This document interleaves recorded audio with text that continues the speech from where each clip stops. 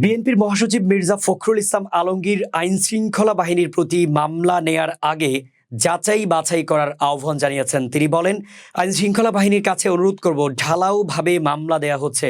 এসব মামলা নেয়ার আগে যাচাই করে নেওয়া উচিত কোন মামলা নেওয়া যাবে আর কোনটা নেওয়া যাবে না। রাজধানীতে এক সংবাদ সম্মেলনে মির্জা ফখরুল এসব কথা বলেন। সংবাদ সম্মেলনে তিনি জানান, বন্যার কারণে বিএনপির প্রতিষ্ঠাবার্ষিকীর কর্মসূচি বাতিল করা হয়েছে।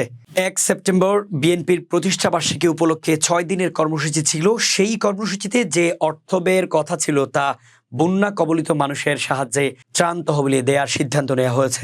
মির্জা ফখরুল বলেন, এখন প্রতিষ্ঠাবার্ষিকী কর্মসূচির মধ্যে শুধু দলীয় পতাকা উত্তোলন এবং দলের প্রতিষ্ঠাতা জিয়াউর রহমানের কবরে শ্রদ্ধা নিবেদন করা হবে।